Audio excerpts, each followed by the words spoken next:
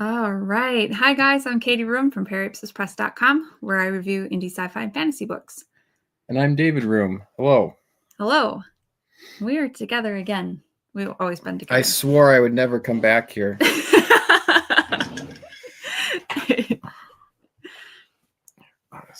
Sorry, I just got to tweak this a little bit. Okay, yeah. There. We have a small book haul. We went shopping. It was fun. And then we're going to dive into some discussion about a couple of King Emperor Penguins articles that we found interesting. Yeah, so I said a while back that I wanted to talk about his article about artist motivations, and he said I should be sure to tag him in it when I do it. I said I want to do a stream. I was picturing doing that sometime during our little beach vacation, but I overestimated how much time I would have to stream during that vacation. So didn't get a chance till now, but I think there are a couple of really good articles. I don't agree with everything that he says, but I think they're really well thought out, and I think he puts a lot of things into words that I think, but I maybe wouldn't be so eloquent about. And he is responding to Isaac Young, who's somebody who I really don't like. So I'm anxious to talk about. I mean, it's not that I don't like Isaac Young. I don't like his opinions about just about everything. So we don't agree with Isaac Young about certain things, but I've read and reviewed one of his books that I really liked. Yeah. So and he Isaac Young certainly seems to have a nice following, and is also somebody who obviously has very deep thoughts about this stuff and does a good job of communicating himself and everything. So he deserves some credit for that. I think just fundamentally in terms of, I think what my opinion about some of these things, like what your motivation should be as an artist, institutions versus independent art, things like that. I think we're a little bit opposed, and I think we're going to get into that a little bit.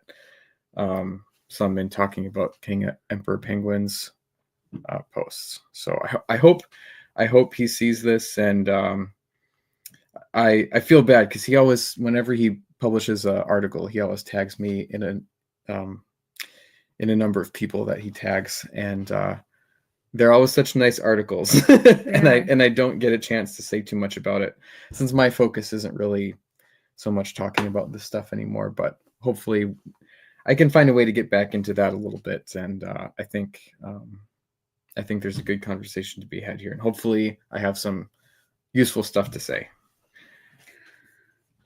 Hi to Patrick. Thank you for coming. Patrick's the number one poster in the chat. Oh yeah.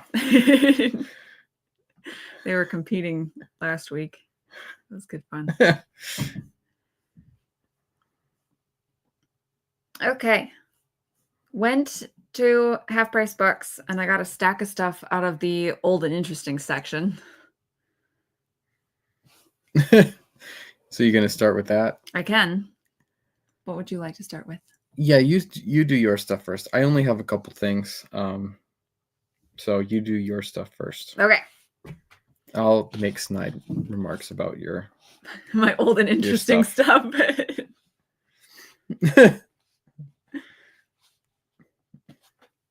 Patrick says, I see Shoot the Vampire review is posted. Yes, on Thursday. We're way more witty after edits. I just try to cut out too many ahs or ums or long. Is Shoot the Vampire the sequel to Shoot the Devil? No, I called the video Shoot the Vampire because it was about a vampire. Is it a story from Shoot the Devil though? The story is called Fell Beasts. Okay, but you guys read Shoot the Devil, right? We're currently. But this story isn't in that book, or it yes, is? It is. Okay, that's what I was asking. Oh, okay. I said I would never do this again. Hi, Michael Caine. I didn't say I would never do this again. Okay, so I got these Jane Austen books. I don't know, they struck my fancy. They're just old copies. Are they actually old? I don't know. They look old. What they remind me of is books in your grandma's basement. That's what it made me think of, and they're currently working on a basement library. They're not. I mean, they don't have a copy. They do look old. I mean, they're probably 50 years old at least, or 60. They don't have a copyright in them. They don't. Son of a gun. They smell old. It smells good. Yeah. Printed in the United States of America. That's all that it says. So there's Pride and Prejudice, Sense and Sensibility, and Emma. Not Persuasion, unfortunately. I already have a copy of all of these, but they were old and interesting. Okay, 2 more things. These just appealed to me. So I got a couple of these oversized books in a box. I got Tales of Mystery and Imagination by Edgar Allan Poe. And I got Jules Verne, A Journey to the Center of the Earth.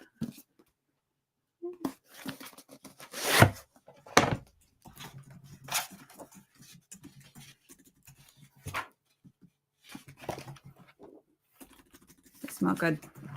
This one smells really good. Got nice illustrations. I don't know if those are original or not. I'm going to close that door just quick. Oh, sure. See if I can find a good one here.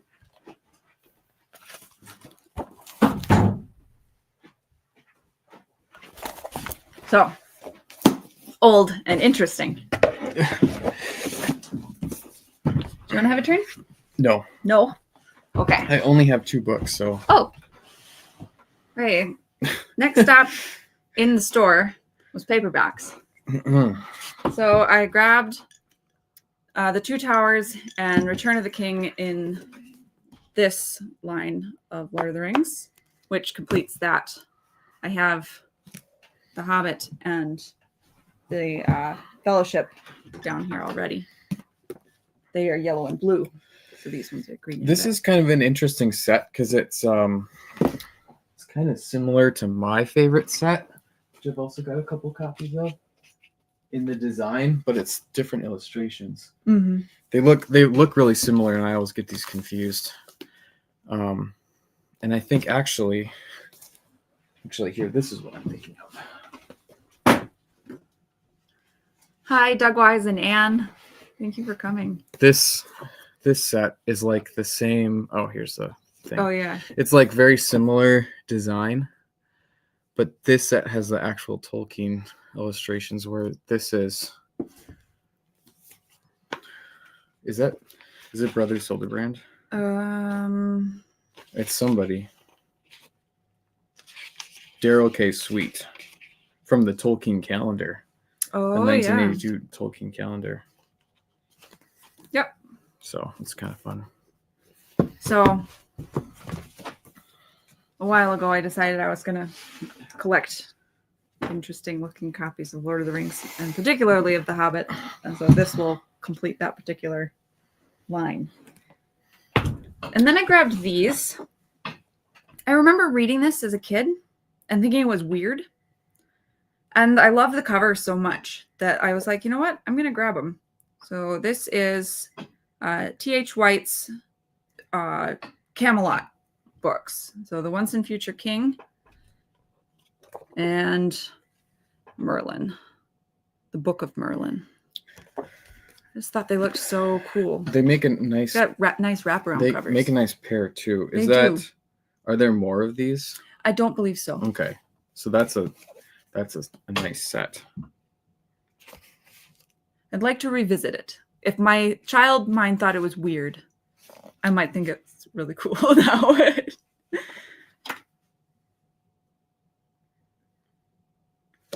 Okay, Michael Caine says, I deeply love The Once and Future King. Okay. I feel like I did good here.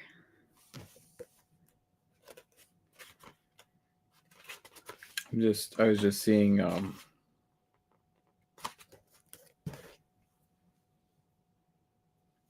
who the cover artist was, but I can't find it. He says Book of Merlin's not worth reading. Book of Merlin's not.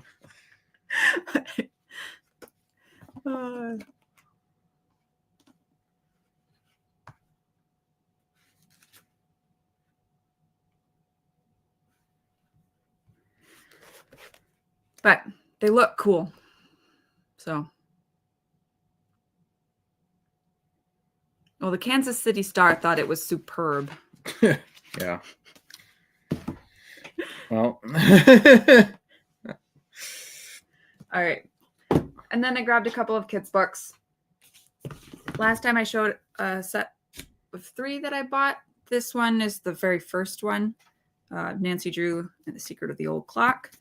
This is the originals. And this is actually printed in the 90s. I was looking at it. Yeah, it's like a facsimile of the original, except it's got a new introduction. Yes. Would you mind just turning down the brightness on your laptop? Yeah, a absolutely. bit? It's like really bright. How's that? Better? Yeah. I really love the introductions to these. Or the publisher's note, I should say. This is 1991, but like the end of the introduction says, for good or bad, we Americans have changed quite a bit since these books were first issued. Many readers will remember these editions with great affection and will be delighted with the return. Others will wonder why we just don't let them disappear. These books are part of our heritage. They're a window on our real past. For that reason, except for the addition of this note and the introduction, we are presenting The Secret of the Old Clock unedited and unchanged from its first edition. And it is like it is like a facsimile. You can tell it's like very old style typesetting and stuff. As far as I know, it's a facsimile. Yep. So I got that. Started reading it to my daughter today. She loves it. These are really interesting to me because I think I've talked about this before. When I was a kid, I read a bunch of Nancy Drew books, and I was really drawn to Nancy Drew over the Hardy Boys because the Nancy Drew books had really evocative covers. Like the Hardy Boys, they were just always like in some kind of generic location, like maybe there was a car or something, you know, like a car, like a cliff or a beach or something. Nancy Drew, it was like there was like a creepy staircase or like an evil robot, or like there was one that I remember that had like a stingray on the cover. Oh, cool. But it was like, you know, like from the bottom, you know, and they have that creepy looking mouth. You know, it kind of looked like a ghost. And I've always been kind of drawn to sort of supernatural horror type stuff. So I found the covers really evocative. And these, of course, they lose that because all those covers are from the updated 60s and 70s versions. True. But I'd be curious to read a couple of them to compare. Yeah. Well, already I can tell if a feminist reader came to it, there's a lot of stuff that sort of is like talking about how Nancy is a girl. And it's none of it's negative, but it's all very like she's a girl type stuff. Her father, the way that he speaks to her, the way that the story talks about her, it's very stereotypical feeling. If you've been prepped to be offended by that. I think the 70s ones. Have you read any of the 70s ones? Oh, it was a long time ago that I read them. Yeah, I think those would feel like very stereotypically 60s and 70s in a way that would probably be offensive to modern readers too. So I don't know.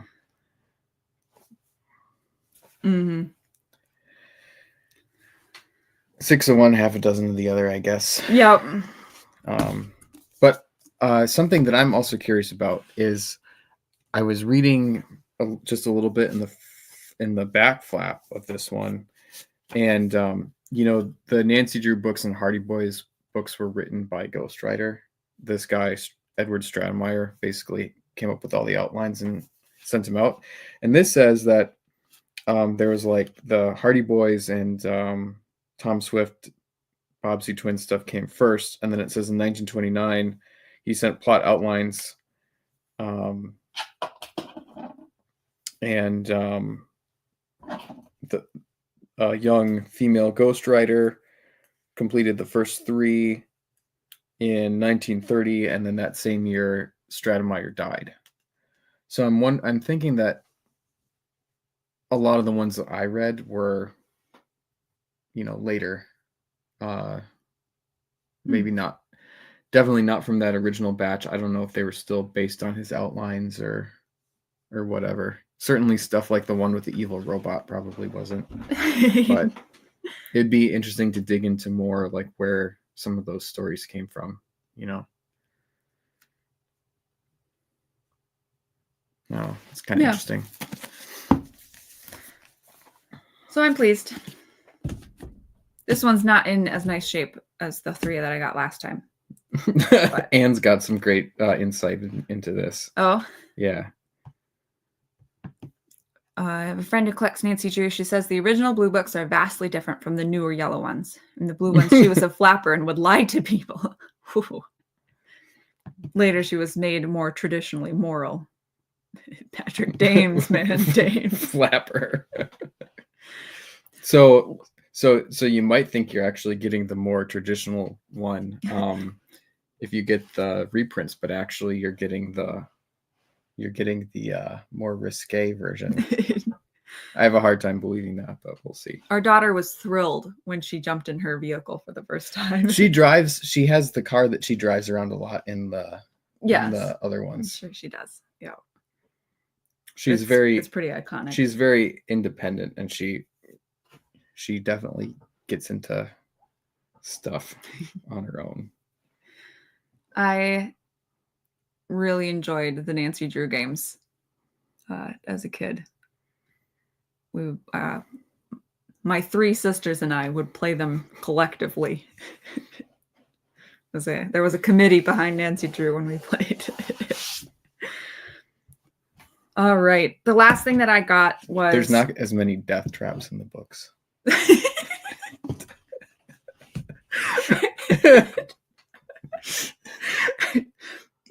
We got squashed by an elevator so many times. We were playing that one at my grandma's, and my dad finally came in the room and was like, "Stop screaming." Oh man. Last thing I got was the sequel to Castaways of the Flying Dutchman, which is so hard to find in hardcover. Voyage of the Slaves. So I was excited about that. And that's all I have to say about that one. Okay, so I just got 2 books. There was a bunch of random stuff there this time, but sometimes it's like you find a bunch of things like the kinds of things that you want to buy, but not quite it. So I just got these 2 from the paperback section. So I have a big Star Wars collection, and these are the paperbacks of the original A New Hope and Empire Strikes Back novelizations. And at one point in my life, I had the Return of the Jedi novelization, but I got rid of it. I think I was kind of going through what's the purpose of having a novelization of a Star Wars movie phase. But that one was actually really good. So I'm kind of disappointed that I got rid of it. But it's also probably wouldn't be too hard to find. Anyway, these are kind of fun. The A New Hope one is actually correct. Like, the author is George Lucas. I don't think he was actually the author. I forget who actually ghost wrote it. But I'm kind of anxious to look at this because I know there's a few,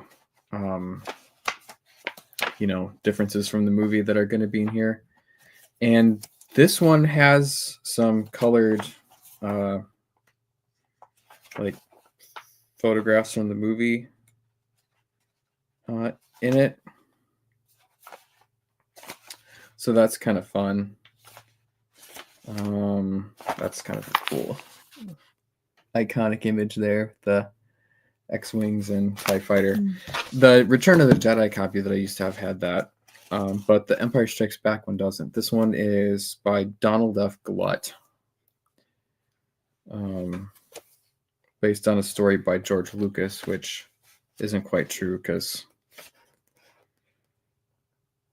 George Lucas did not write the screenplay. I mean, I'm sure he wrote the story. Yeah.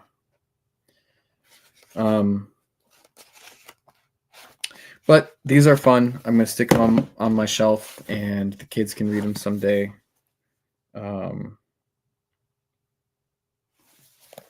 it's kind of fun. And I think these are actually from, this is second printing, June of 1977 for A New Hope, and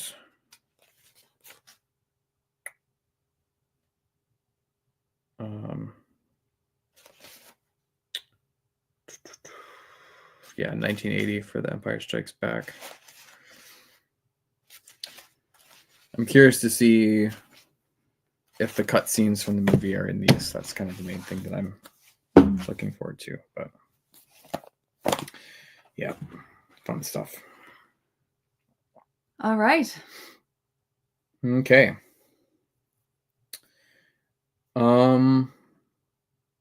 Yeah, Patrick's saying, I think Lucas wrote the screenplay for New Hope, but Kasdan did Empire. Yeah, so Empire actually was Kasdan and Lee Brackett. And I think it's kind of funny that Lee Brackett wrote the screenplay because everybody who loves Lee Brackett is also a person who's like, the only Star Wars is A New Hope, and Empire Strikes Back is dumb. So...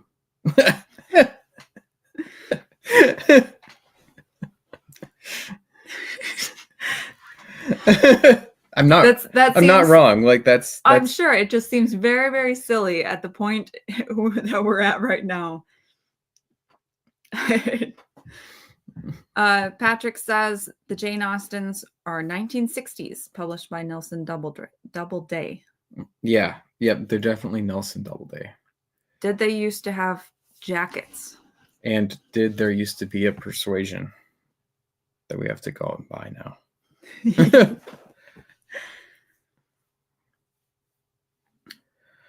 All right. You want to bring up those articles? Sure. Or alternatively, I suppose I could join and then I could bring them up. I could do that. I could join and then I could bring them up. Up to you. However we want to do this. Let me just do something quick.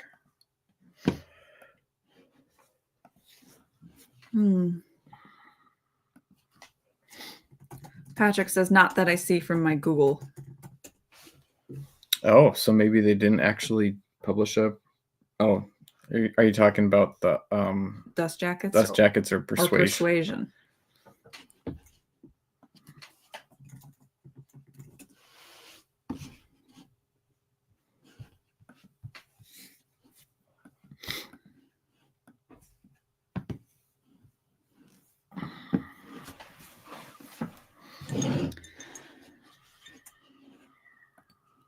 Dust Jackets.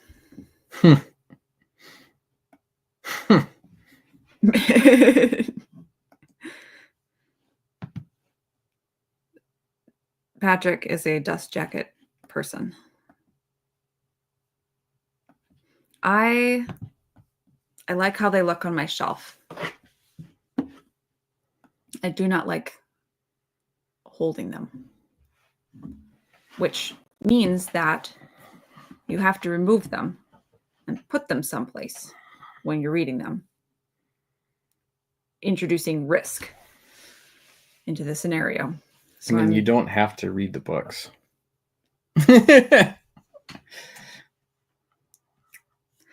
Michael Caine says, take them off when you read them. Yes. The problem is that then they have to sit somewhere and not be damaged in the removal process, in the sitting process, or the putting them back on process.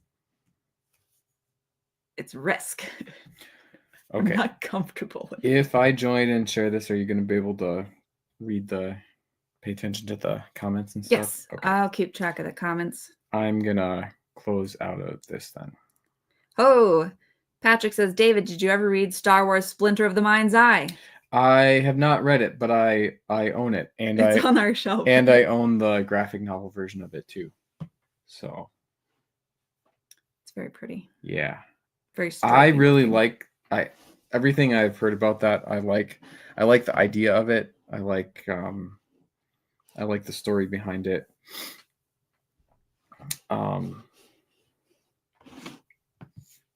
It seems like a cool story, so I need to read it. Okay. And let me join in.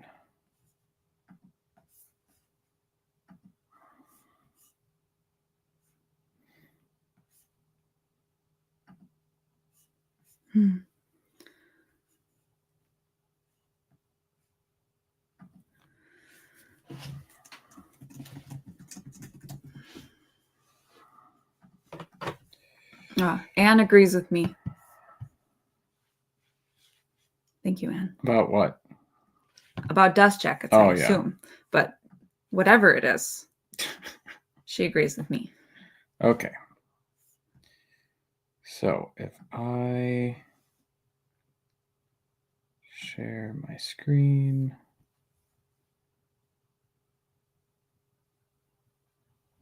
Share screen. And we'll do this Chrome tab. Which one are we talking about first? I think we'll do the message for artists first, because I think I have more to say about that one. Sure. So this one's a interesting one about the artist motivations. And am I sharing properly here? Yep, I'll add it to the stage right now. Yeah. And I thought we could just kind of go through it. I mean, I'm not going to read every last word of it, but we could just kind of go through it and I can respond to it bit by bit. One might say we could EFAP it. Sounds good to me. Okay, so yeah, I really like King Emperor Penguin stuff. I think he thinks really carefully about what he says, and I'm probably going to disagree with a little bit of this, but I just want to say I wouldn't be sharing these articles and talking about him if I didn't really like his stuff. And I just want to say up front, just so I don't have to repeat myself, I don't want to be a person whose thing is like giving advice to people. And I'm not saying that that's what King Emperor Penguin is doing.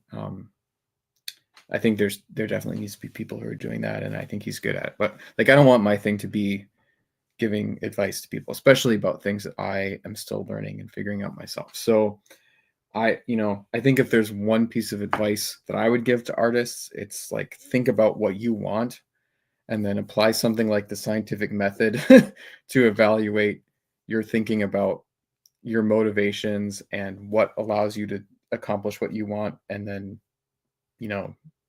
go after it the best you can, and evaluate other people's advice, especially mine, critically. So I think what I'm going to try to do when we talk about this, I'm going to try to talk sort of about what my reaction is to this, and a little bit about what my personal motivations as an artist, sort of what I would call myself like a serious hobbyist artist, which I think is actually really similar to what Penguin talks about in this article, with his idea of a Ronin artist. It's kind of like an independent artist. But yeah, please draw your own conclusions, and I'm going to try to talk about this without telling people what they should do, because I think in the spirit of independent artists and you know, people being independent, I think it would be good, I should say. I'm not going to say people should do this. I think it would be good if people figured out those things for themselves. So, Isaac Young, you know, typical framing of the discussion, you know, as mainstream right dropping the ball. I'll make this bigger. And he does a nice job here of sharing the thread. So Isaac Young sets up this argument that that there's the right, you know, whatever that is, are saying that artists need to be motivated by this higher spiritual impulse and sort of give up ambition. And they offer sort of three, Isaac says they offer sort of three potential motivations that all have their shortfalls. So write for yourself, but people who write for themselves end up doing this kind of Mary Sue thing. Write for God, which ends up kind of making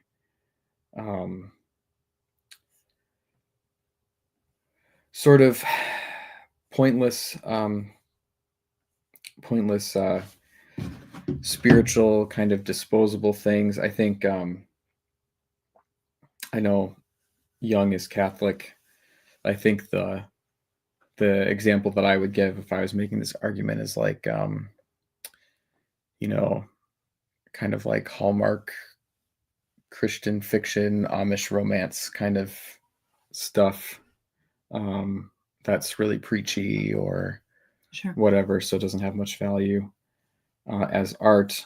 Right to please others, where, you know, maybe you're selling out your own vision or writing to market and you end up making slop. And then he kind of again asserts that the right is looking for this ideal artist who is kind of operating on these different axes in this perfect balance. But that person doesn't exist. And we'll see if, I forget if Penguin circles back to this specific point, which is kind of interesting, but like, I'll just say right now that I like this, what he's describing here and saying doesn't exist is kind of how I see myself, right? And what I strive to do, right? So I don't think it, you know, he's saying that this doesn't exist or it's impossible, and I don't think that that's true. And then his solution, which to me, I think if I was being charitable, it just sounds like kind of a bunch of philosophizing. And if I was being uncharitable, I'll get into that in just a second. He says, write because you can be the best. That if you work hard enough, you'll have a real shot at the top. This is his words here. Make something truly great. And not only will everyone know your name, you'll never need to work fast food again. Okay. And maybe I'll just respond to this quick. Trying to think about how to respond to this without being like super offensive here. But I think so. I mean, Young is a great communicator, and I think he's a great Twitter user in the fact that he is like checking these boxes of like effective way to stir up engagement. And I think specifically mentioning fast food, he's kind of hitting on something. And I think Penguin points out there's a little bit of a contradiction later because, it's like he's saying, if you do this right, you're going to make money, when he's kind of arguing against or saying that doing it for other people, isn't good. But he's kind of playing on a desire that a lot of people, I think, in this space have, which is they really want their art to be their source of income. Mm-hmm.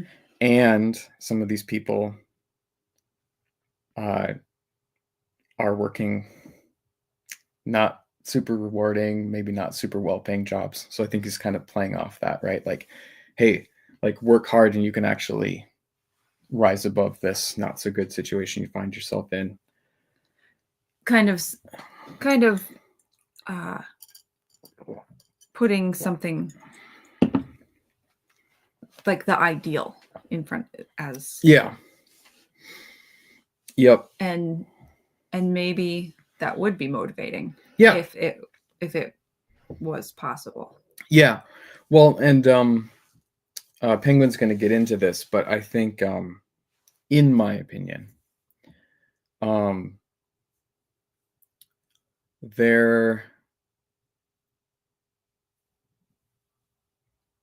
let's see, how would I say this? Okay, so in my opinion, success is not entirely determined by talent or how hard you work or even the quality of what you produce. There's a great deal of random chance, who the right connections, randomly getting in front of the right people, all that stuff. So I'm not trying to diminish talent or hard work or say that some books aren't better than others or whatever, but there's a lot of random chance. And I personally am not too motivated by striving for something that is largely up to chance. I like working towards goals that I can make concrete progress on that doesn't depend on the algorithm or other people or random chance. To me, this sounds like a real shot at the top, a shot, mm-hmm. Right? To me, it sounds like work hard in the hopes that some random pieces are going to fall into place and you're going to make it and you're going to get out of this bad situation. I mean, it's a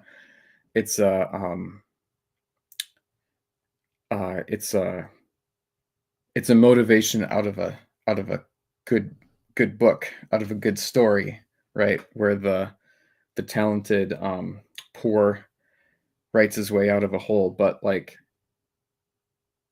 real life doesn't work that way, right?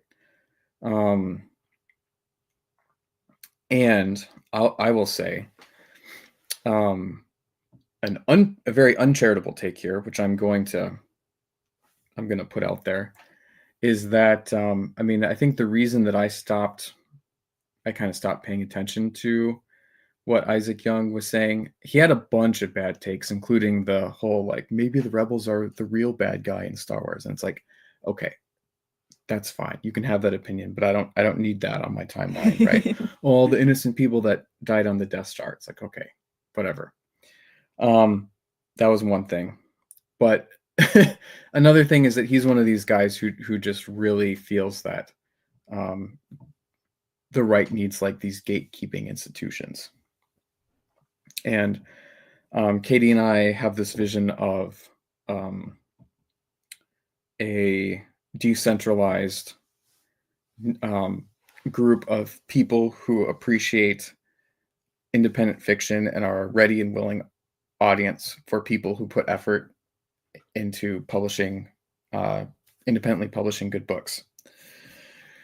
And this sentiment that's expressed here, my uncharitable take is this sounds like, hey, work real hard, and then you'll have a shot at me approving of your book and my institution that I control, publishing it and lifting you out of poverty. But don't forget that I'm the one who's in charge, and I get to decide whether you get to keep get to have your book published and get in front of people, or you have to keep working fast food. I'm the one with the good ideas. I'm the one with the right philosophy, with the right religion. I'm the one in control of the institutions. You're doing, your motivations are all wrong, and I'm going to get to decide. So you better work hard and you better do things for the right reasons. That's uncharitable, but I don't think it's a stretch to say that people who advocate for there being these gatekeeping institutions believe that they, or at least people who represent their personal philosophy, are in charge of those institutions, right? You don't wish for people who have very different views from you to be in charge, right? Right. Like an extreme example, which I deploy sometimes on Twitter, is like the Protestant Christian nationalists aren't wanting Roman Catholic integralists that want to burn them at stake for not worshiping, not bowing to a statue, right? They're not wanting those people to be in charge. That's not the Christian nationalism that they want, right?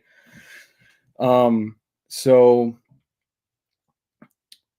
my sort of uncharitable take is that this is Jung saying, fall in line. There's like an underlying assumption that the person with the shot at the top will conform to the gatekeeping that he thinks should exist. Yeah. As well as in addition to. Mm-hmm. Yeah. And I mean, I don't think it's a stretch. I think it's uncharitable, but I don't think that's a stretch to read that in this, right? Like he's giving advice. He's telling you what to do. He's telling you the reasons that you should be motivated to do it. And I can't help but read this and see him being the one who makes that decision. Sure. Right. We're sensitive to people telling us what to do. So yeah. Well, I mean, and I'd like to think that we're not sensitive to that just for the sake of being sensitive. It's because it is like fundamentally opposed to our positive vision of how things should be. Right. It's not like oh, my tummy hurts if you tell me what to do. It's like, no, I kind of just believe that everybody should do what they want, and there are mechanisms in place which we can see happening already, by which the cream rises to the top. Yep. And I'm totally fine with people that I don't like being that cream that rises to that top. As far as I can tell, people really like Isaac Young's fiction. He's got a cool YouTube audio project. I mean, I don't like his use of AI, but it seems like he's got this radio drama project that people like. It seems like he's got a lot of stuff in the works. So good for him. He's not just giving writing advice. He's out there doing it, right? Yeah. And if he's the cream that rises to the top and my stuff remains in relative obscurity, fine. But I have a hard time reading this kind of rhetoric and not thinking, oh, you want to be the person who is in charge of deciding who gets to the top. Well, it's part of the old way of thinking, right? There is a top. Mm-hmm.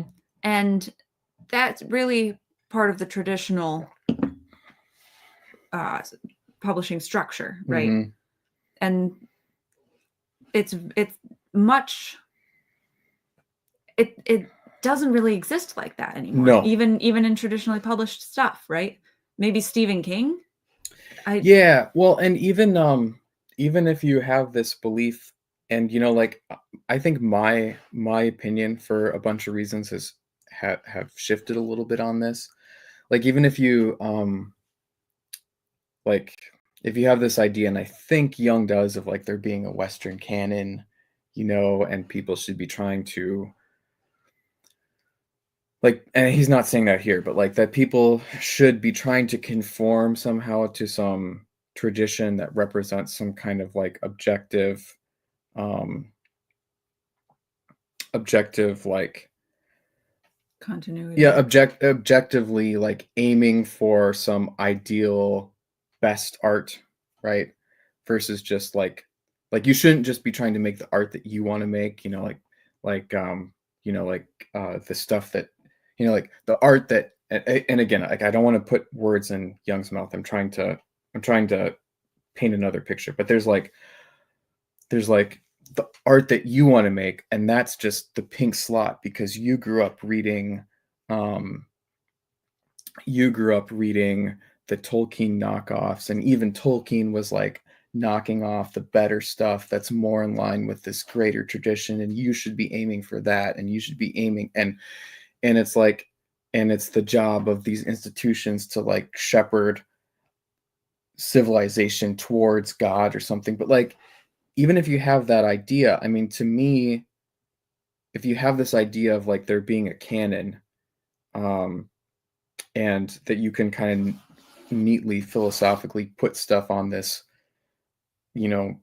almost like great chain of being, like better versus worse art. It's like, it seems like that should sort of self-evidently fall on that spectrum without needing gatekeeping. Like if there is a top, you should be able to get there on your own merits rather than having like these institutions. And I don't know, maybe Young has changed his mind and he is actually arguing something like that. Like maybe he is actually arguing here that like that if you work hard enough, your real shot at the top will come from people recognizing your objectively good work. If that's what Maybe, yeah. if that is actually like, and he says make something truly great, and maybe that's what he's arguing here.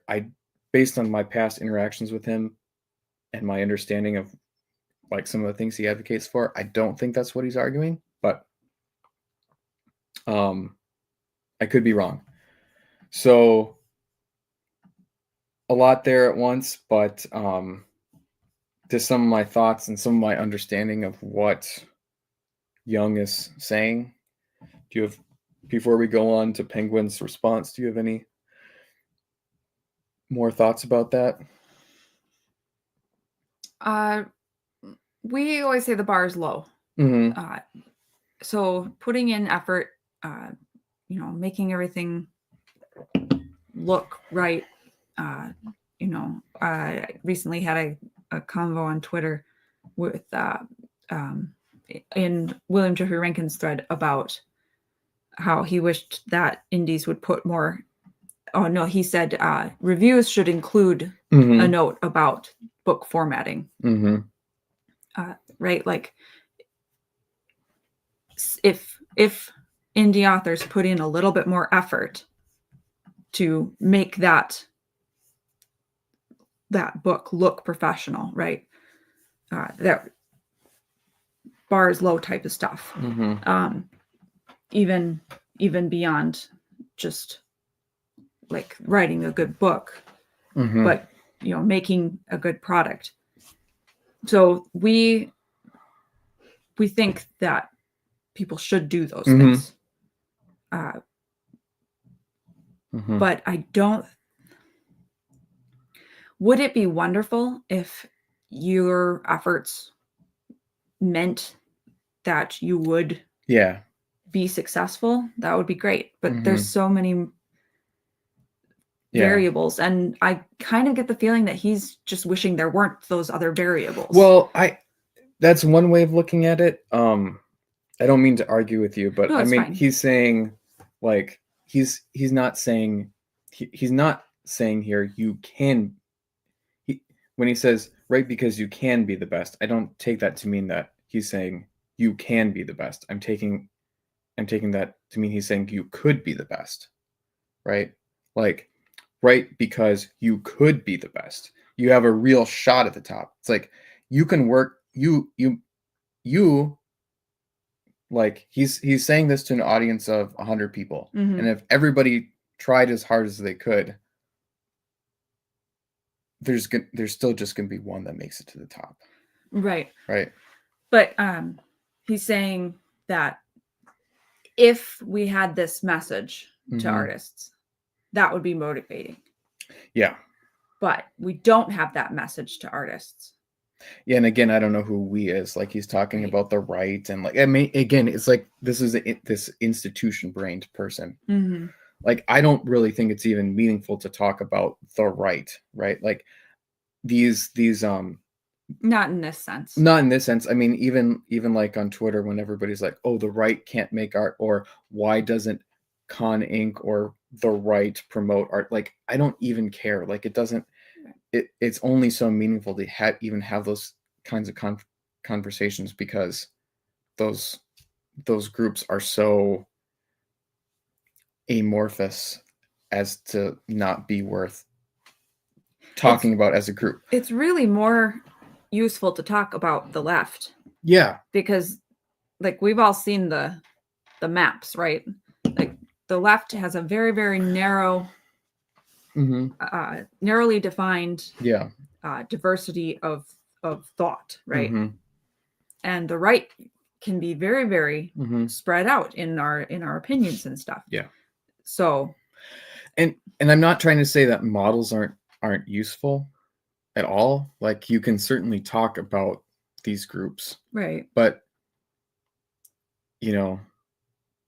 beyond the attributes that they generally have in common, it starts to like, or like, okay, let's say you can make these generalizations about the right. Like, if it doesn't accomplish anything, it's not a useful model, right? Like, if I'm sitting in the basement writing my book, some generalization about what the right's response to art is just, it is not useful to me. It doesn't accomplish anything. Like, it doesn't give me anything to do. It doesn't give me direction. It doesn't give me motivation. Like, it just doesn't. Yeah. So, yeah. Okay, so I see Fly Fox Pro is here with his Halo comment. Thank you for coming. Yeah. Okay, so now we're gonna get into Penguin's response, which I think is really good, and I'm not gonna read it all word for word. He gets into some specific examples from Japanese literature that I'm not an expert in, so I can't comment on. But okay, so the first thing he says, this message will only, and this specifically, this was his initial retweet of that final exhortation from Jung, right? Because you can be the best. And I think, again, by can there, I think he means, right, because you could be the best, right? Penguin says, this message will only ever be true if the right-wing moneyed multiplex decides to patronize and reward great artists. Since this is not the case, this message would be false right now. Maybe this will change, but what should the message motivation for artists be right now? Okay, so I don't entirely agree with this, or this isn't like necessarily the response that I would make, but I think it's definitely more helpful than what Jung is saying. Like, okay, and this is what makes me think too. He's saying that Jung is speaking of an institution that can bring these writers up, right? Penguin says, you're talking about this institution that can reward artists, but there's no such thing. Right. So, implicit in this is this idea of an institution, but that's not, that doesn't exist. It's wishful thinking. So since that doesn't exist yet, or may never exist, what should we, how should we motivate ourselves instead? Anne says, whoa, whoa, whoa. Follow that up, Anne. Yeah. Tell me what you're thinking. Yeah, and I was going to say too, if anybody in the chat has any comments about this before we get into Penguin's response. I'd love to hear him and talk, kind of talk about things, or have a little back and forth. It's a lot, and part of me doesn't want to bring too much of my own biases and annoyances with Jung into this, but at the same time, I think Penguin and I are on the same page here, where he sees this kind of like this implicit institution building here that doesn't necessarily make sense. Flyfox Bro says, "How do we account for posthumously?" Posthumously, I don't know. recognized artists. Yeah, I mean, that's a really good point, actually. I think so. A couple of things I would say about that. I mean, I think that's, it's a bit of an argument against Jung's, and I think that's the way I'm taking it. At the same time, a lot of like, I'm imagining composers. Sure. They were actually doing that as a living when they were alive. They just weren't as famous as after they died. Whereas like nowadays, you can't even make a living from writing in most cases. I don't know. Yeah. They could still be motivated by a desire to be at the top. But it's not, or a desire to leave a legacy for their kids that would be at the top, or I don't know. It's I don't know. It doesn't that's a really good point. I didn't think about that too much at all. But like, how does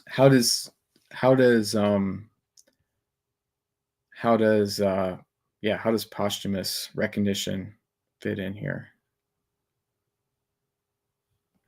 I will say, just talking about my personal motivation, and again, not trying to give other people advice, but just personal examples. I mean, when I wrote my first book, before I had, bigger ideas about more books or other stuff in my setting, but like a big motivating factor for me writing that book was thinking I'd like to give my kids something, like a creative work that I made. I've talked about this a little bit on other live streams and stuff that I've been on. I wasn't thinking necessarily when I'm dead, right. But that is a factor in it for sure. I was thinking, yeah, like I want to leave an artifact of, hey, Dad was more than just his job, right? My grandparents have all passed away, and I don't have a lot of, like, they weren't people who did a lot of like creative and craft type stuff that they left behind. But I think some of my personally most valued bits and pieces of them are the aspects of that stuff that they did do, right? I would agree. Like my grandfather, he worked a lot of different jobs in his life. He was actually he was actually in the Army, in the Medic Corps in World War II. And then after that, he did all kinds of miscellaneous things relating to construction and, like the street department in my hometown, stuff like that. And I have some neat memories of stories he told about that. But I think what was more valuable to me is that, like, he always really encouraged me and my sister in studying music, paid for our piano lessons. He he collected a lot of music that he would play on the stereo when we were at his house, and he kind of like encouraged us in that. Same with my grandfather on my other side. He also really encouraged us in our music. He was like a farmer and an auto mechanic, and I like appreciate that about him, but like I appreciate him encouraging us to be creative. So I think, I don't know, you don't have to think, you don't have to think, oh, I'm going to be the best. You can think, this is valuable to me, this has value, and I want to set an example for my children. Kind of an interesting related thing is that my grandpa was very, very reserved, very stoic as a person, very distant towards us as kids. I might have talked about this on stream before. Like, I have a distinct memory as a teenager of him saying, "How are you?" And it was like the first time he'd ever addressed me, and I was like, and like I knew as a kid that he used to be a teacher. But my entire concept of him was as a creative person, because he had a workshop downstairs, which was separate from the kids area downstairs. And so he was often down there at the same time as we were. And he would go down there to sort of escape the hubbub upstairs of all of the aunts and uncles and cousins. And he carved ducks. They like originally started as decoys because he did bird hunting, and then they just got more and more elaborate and beautiful. And the whole house was decorated with birds that he made. And that was like my entire concept of him. So kind of in contrast to your grandparents, where you have a very rich experience, an understanding of the other things that they did, and very, very limited creative projects. That was all I knew about him.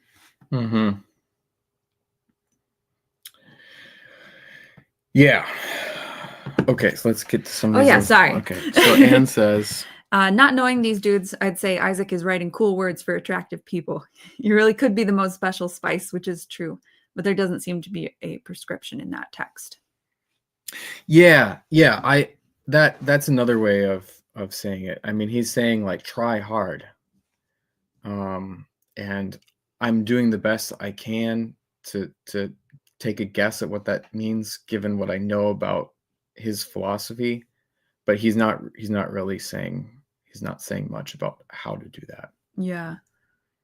The motivation is the like the potential payoff, right?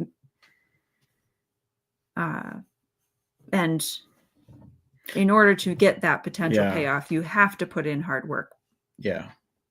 As opposed to writing for yourself, say, or writing for others,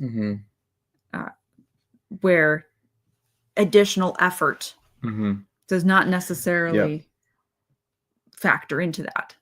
Yeah. Did you read this article before we started? I glanced over it. Okay. And I think I read it when he first published it, but we were on vacation, right? Yeah. So I didn't read it very, very closely. Yeah. Okay. Yeah. He's, I don't think he's saying really anything about how. Yeah. And that's fine. Doesn't have to say how. Sure. But it does come across, to use sort of a generational slur. It does come across as a bit boomerish, like, a little like boomerism. work hard and people will recognize your hard work. It's like, well, okay, that might be motivating if you believed that. But like Penguin says, I don't really see that as being a true thing about the world. It's not 1970s anymore. You can't walk into a company and say, hey, you should hire me because I'm a good person and I work hard anymore. It just makes me think of the Beatles paperback writer. Yeah. Like I wrote a book. Mm-hmm. Yeah. or I got a college degree. You know, Yeah. it's like, and you went and shook this. They were talking about that on Twitter, like the whole boomer idea that you should go and like try to shake the hand of the person that you're trying to get a job from. It's like, yeah, well, it worked for them. It doesn't work anymore, right? Yeah. And I mean, I don't want to put too many words in Isaac's mouth. I don't think that's exactly what he's saying here, but it has definitely smacks of that. Yeah. Oh, John Douglas stopped by. He's the mayor of Orc City. Anne says, I mean, when you write fluffy stuff like that, engagement is your pay. Yeah. Yep. She says, I agree with the base premise that you should make a thing because you love to make a thing, and wanting to be great is part of that, sure. Mm-hmm. But walking hand in hand with craftsmanship and cash is often necessary. Mm-hmm.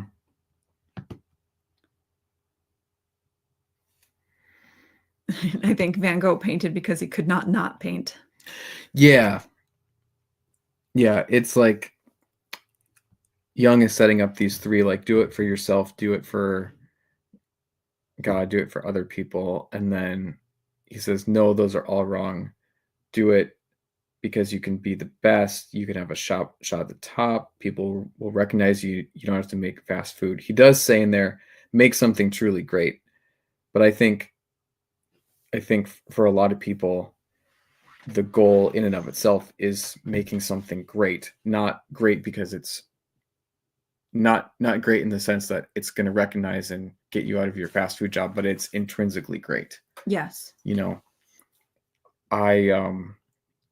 like writing my book, my first book, when I started doing some research about how to publish it.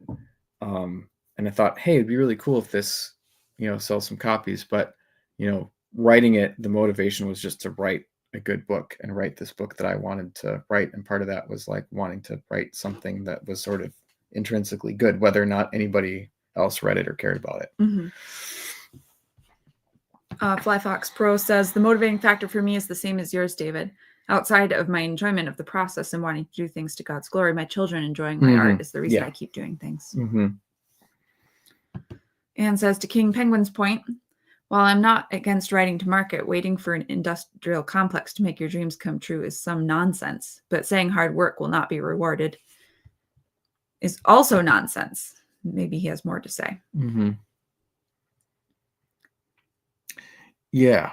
Yeah, and he does. He's got a lot more to say. So I got to pick up the pace a little bit here. Flyfox Pro says, my grandfather was a machinist. Is that how you say that? In the aerospace industry. He used his shop to make me metal handprints of his hands before he retired. Nice. That's really cool. I can't help but think about the IQ distribution meme. IQ distribution meme. Low IQ, I like writing. Mid IQ art is the means by which we bear our souls. High IQ, I like writing. Yeah, for sure. For sure. And, I am definitely a midwit myself, but my reaction to a lot of this kind of philosophizing is like, you're just sort of like midwit. It's like, it's a bunch of midwit rationalizing. Sure. When art ultimately, craft is obviously worth pursuing, but art itself is something that I think comes from a very deep place. And I don't necessarily see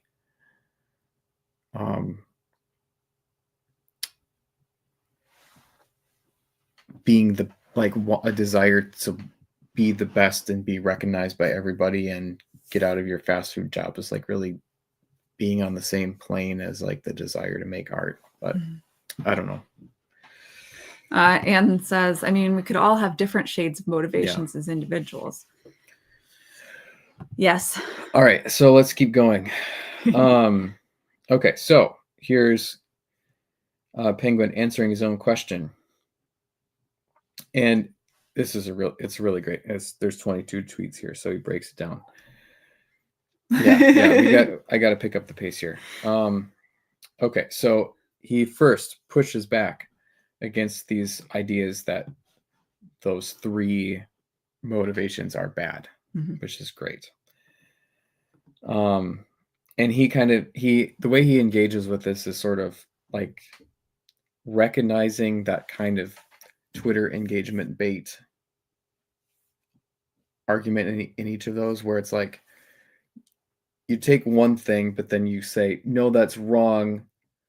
And it's wrong because this, but you're not quite responding to the same thing. You're responding to something else. So first, the writing for yourself. Every artist writes for himself on some level. No one writes against himself. No one creates despite hating creation. If you create for yourself first and foremost. The idea that writing for oneself necessarily results in Mary Sue fan fiction is erroneous. I think that's definitely true. Just something from my own work in that is like people often talk about self-insert characters. A lot of, and how that's like it's bad. Like you're going to write Mary Sue's. A lot of my characters are self-insert characters, and I put a lot of aspects of myself into different characters, but they don't have that. That doesn't mean that they have to be Mary Sue's. They can just be different attributes of me.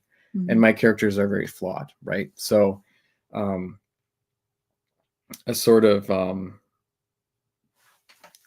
this isn't exactly Penguin saying this is me, but like putting yourself into your writing doesn't have to mean Mary Sue fan fiction.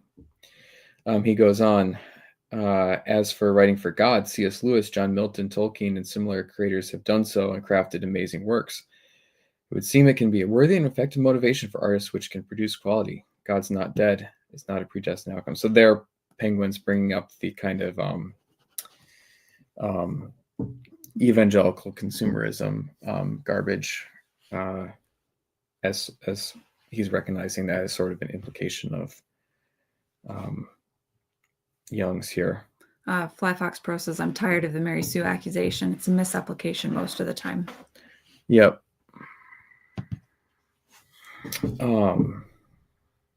Okay. As for writing for other people, it depends on whom you're writing for and why. I would agree that it rarely produces great art, but disagree that slop is an automatic result. A person who draws pictures or writes stories for his friends and family is not going to make slop. I also want to briefly criticize the proposed ideal message. Aside from the fact that it's not true, aside from the fact that it's just not true, here's some additional criticism. That's great. It can also lead to bad art. The motive to create something truly great can result in an artist trying to tackle subjects and themes which he is A, simply not capable enough to broach, and B, simply not interested in, but it feels obliged to tackle. In both cases, the results are bad art. This is kind of getting back to that Western canon discussion. Sure. To me, this is something that I feel in maybe a alternative way of saying something like this would be, you can have writing that is like good and entertaining, but isn't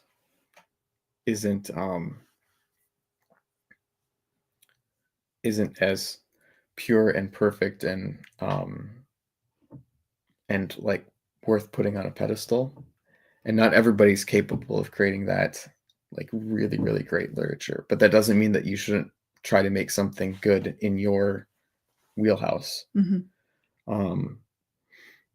So, and it would be bad if I think I feel this, that like if everybody felt like they had to hold themselves to this like perfect standard or write this kind of really dense thing, that it would be bad. Like it's all right to just write things just for the sake of themselves. This is why I don't feel that it's fair to say, well, I reserve 5 stars for Tolkien, right? Yeah. Or other artists that are the greats, right? I feel that there are a lot of books that are great without being this like I have a shelf full of books by Tolkien, people talking about Tolkien, adaptations of Tolkien, and not every story needs that to be great, right? It doesn't need to be that like, put on a pedestal, admired from every angle type of thing. To be a good and wonderful example of art, if that makes sense. Some comments. Anne says, you should not write to an ideal. You should write to more ideal. If only we knew what the ideal was. And Fly Fox Pro says, one of the unfortunate realities today is that relatively few people inclined towards writing have experiences that merit incorporating in their writing. So often they rely on fiction for foundation. Yeah, and that's true. I see that kind of argument deployed by these kind of gatekeeping people, though, too. Like, okay, if you haven't had X, Y, and Z life experience, you can't write about that, And I don't know. I struggle with that. So, yeah, I mean, on the one hand, it might be a problem. On the other hand, there's a little bit of snobbery at play there, I think. Part of sci-fi and fantasy is imagination, and you don't have to have experienced everything in order to imagine it. Yeah. You can experience fear in your own mundane existence, and then take that and write about it in a way that is something that you would never experience. Or if you're trying to write about something that you haven't experienced, you can do research about it to try to get it to whatever level of realism that you want. Okay, so let's keep going. Okay, ironically, writing in an attempt to achieve greatness and to escape a job in fast food is a roundabout way of writing for yourself, something Isaac warns against. That is absolutely true. Because if the motive is to improve your lot in life, you're writing for yourself to help yourself materially. Ironically, times two, writing in an attempt to achieve greatness is a manifestation of writing to please others, which again, Isaac warns against. And that to me is like more evidence of, what Isaac means of when he says like write to be great. What he actually means is write so that I can approve of you. Because, there's just no sense of the objective fact and his opinion and this hypothetical institution are all one and the same, right? I know what's best for you. We know what's best for you. It's exactly what, what will make you more like God. It's all the same. And,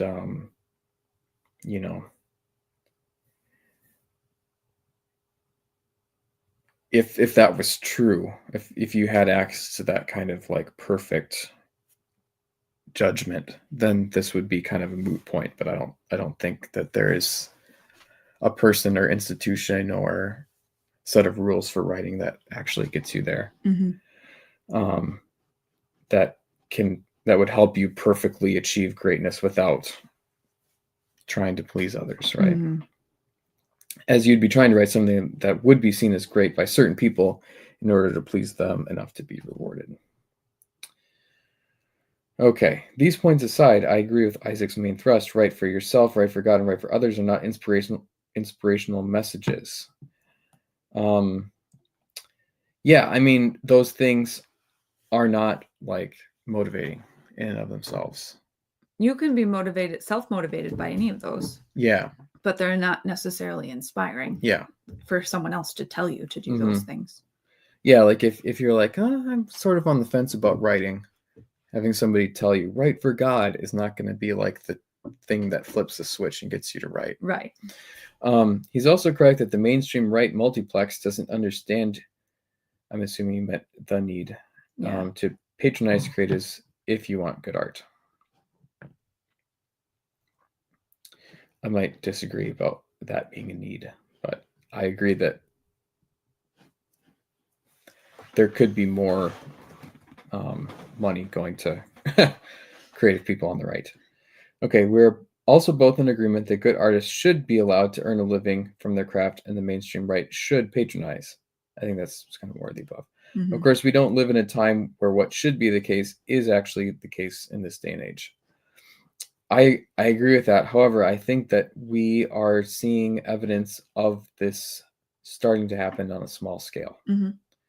Right? The fact that we are talking about this at all and that there are people listening and watching and that people are buying indie books is all evidence to suggest that this is happening. Something like sort of grassroots decentralized patronage. Mm-hmm.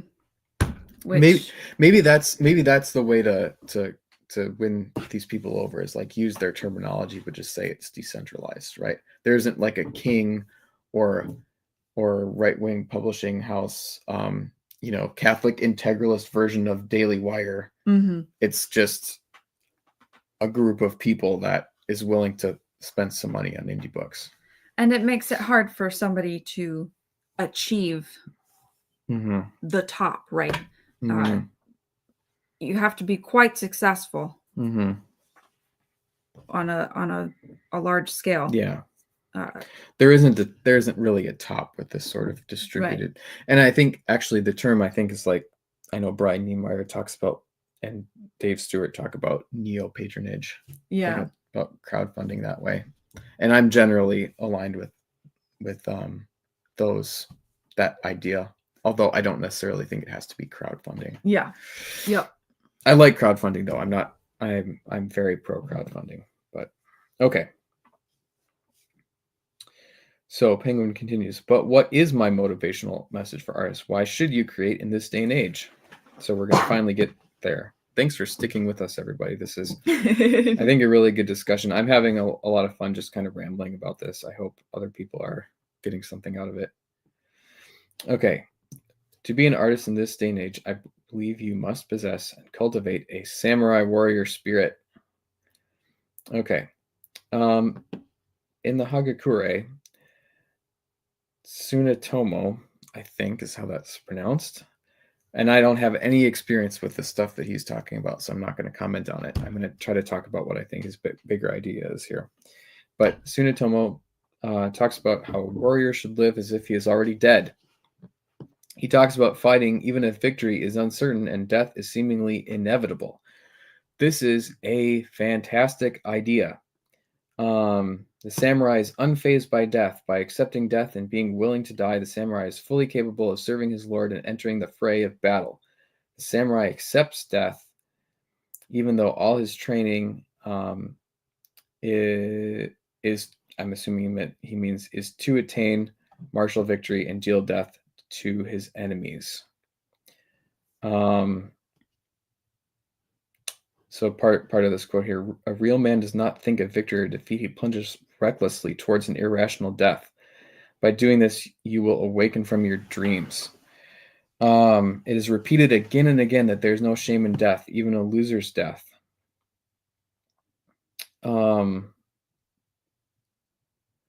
Okay, so I'm just going to elaborate on this a little bit. So this to me, and I wish Free Narnian was here, but this to me sounds a lot like an idea from Kierkegaard. So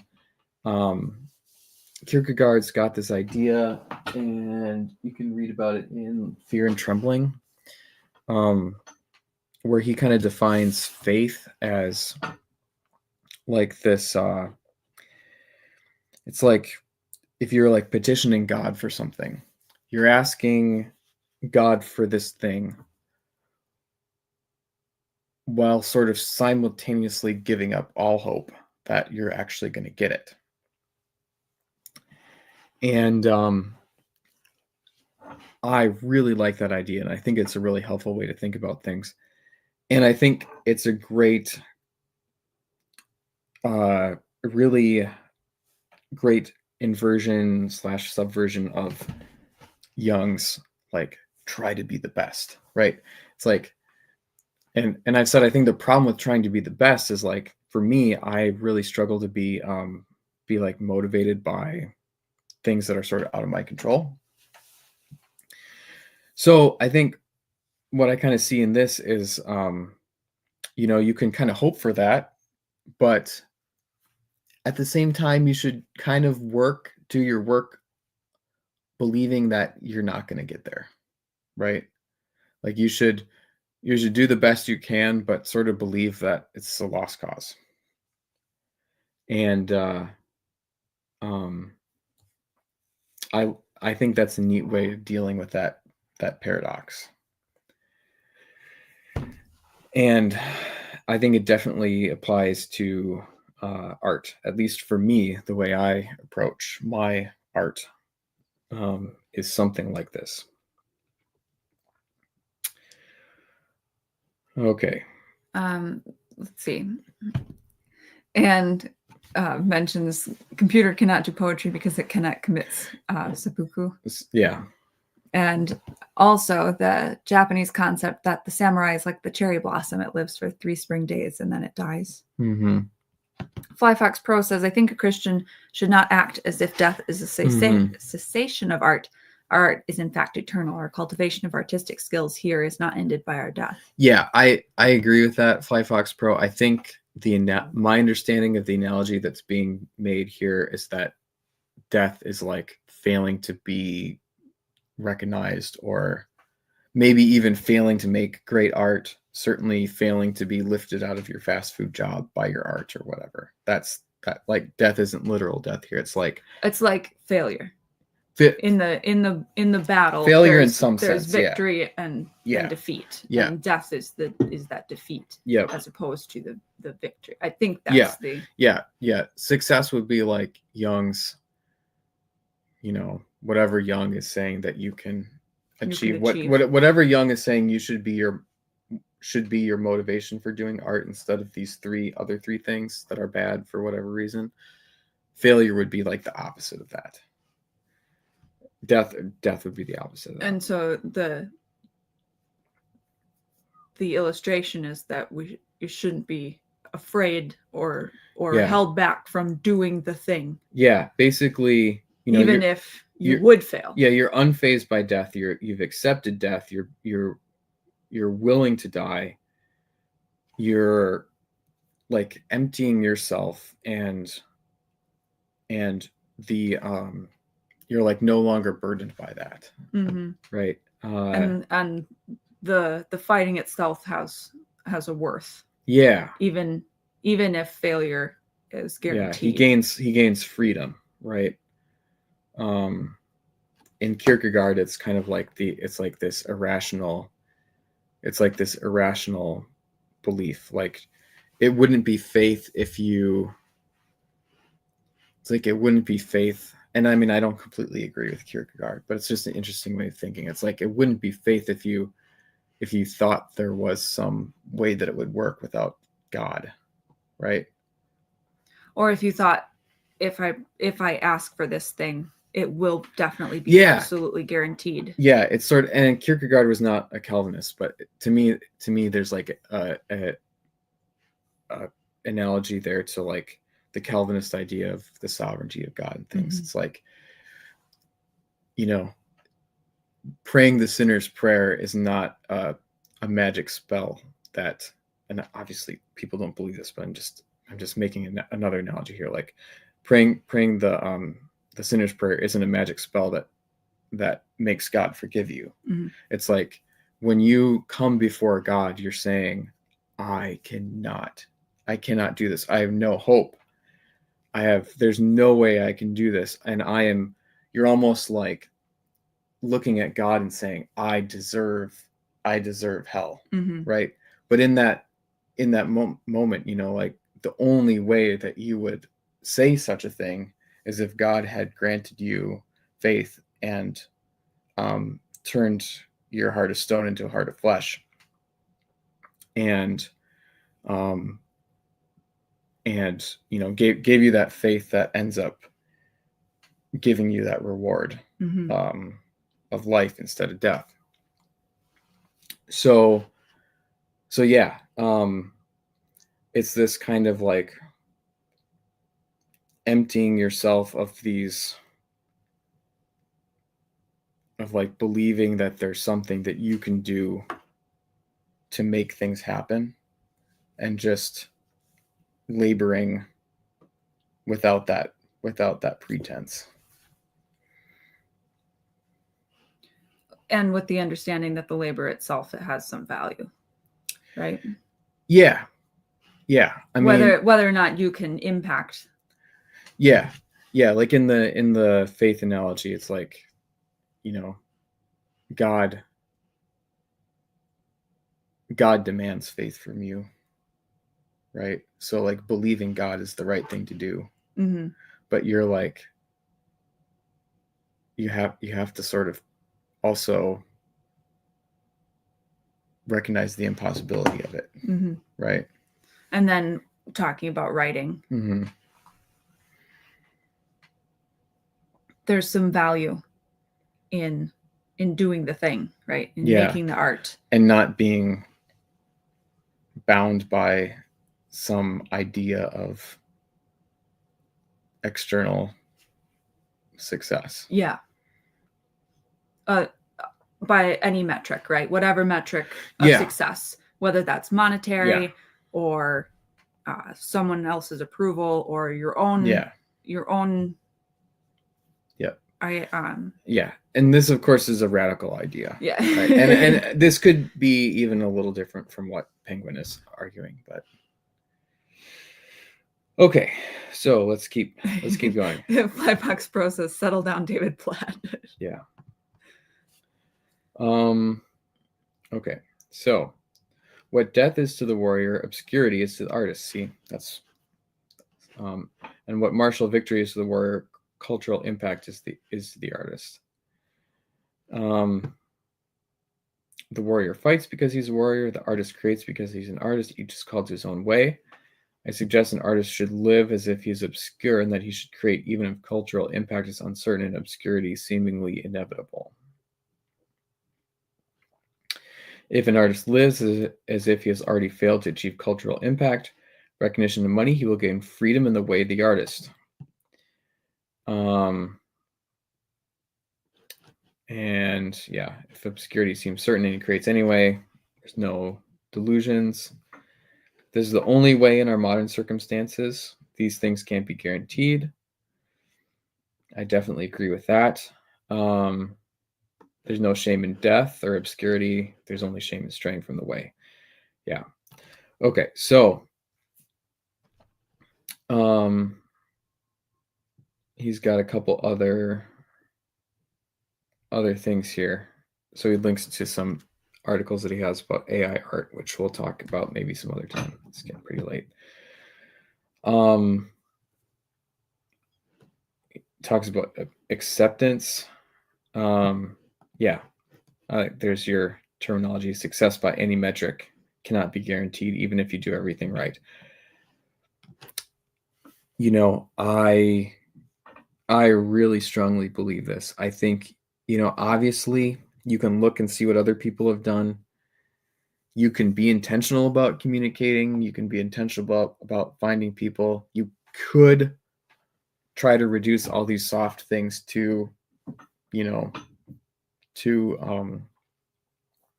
little bite-sized goals that do depend on your actions that you could put in a backlog. But I don't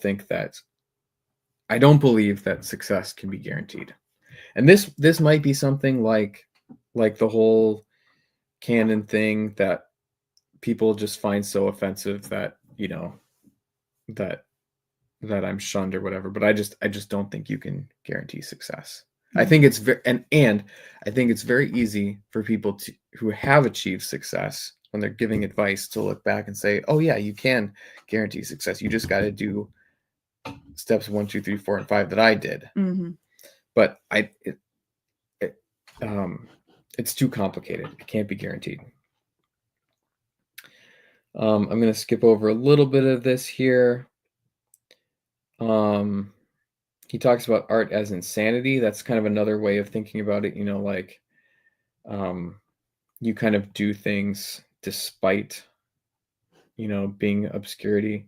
This is a great quote. If you are serious about art and it is more than a hobby, you are mad. Think about the hours that it takes to learn something like painting, which might not even be any good. And he talks about his own experience here, writing these books that just, don't really get read or reviewed or whatever, but it's a labor of love for him. And Penguin has some YouTube videos that have gotten tons of views. He's got these really well-made military analysis videos, and then his own fiction just doesn't get much traction. But he does it because it's his art, right? Mm-hmm. And he calls this the definition of insanity. And this is something I often think about. Like you could spend a lot of time on side hustles like coding. He mentions. I think that's funny because I'm a professional software engineer. And that would make more money, but the goal isn't to make money. It's the goal is like the creation itself. Mm-hmm. There's something I want to say about this. Like people use the word hobby different ways.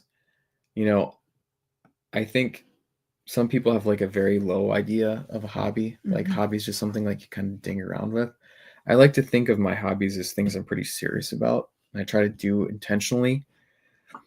And I think a lot of people struggle with that idea that you could be like sort of serious about something without making money be a primary goal. But I personally think that the time is right for more people to think that way. We have so many free tools, resources, things where you can like really get your work in front of people. You can make things without spending a ton of money. I think it's a great time to be serious about hobbies, but you can still do them with this attitude of like, I don't need to make money off this, mm-hmm. right? Making money doesn't have to be the primary goal. Okay, and then his last little bit, he contrasts samurai versus Ronin. So this is kind of interesting. So he says samurai had lords that they served, and they were landed warriors like knights.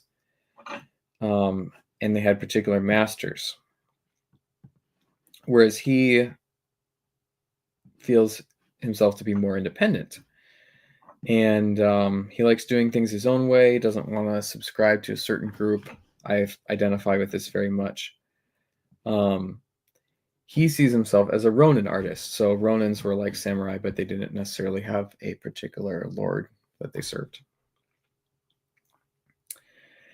I like this. It might seem copy or worse, edgy to perceive oneself as a Ronin artist, but as a storyteller, I can say this with authority. The story you tell about yourself will affect your actions, your emotional state, and your spirit, and indirectly determine how others perceive you. Stories have the power to become real.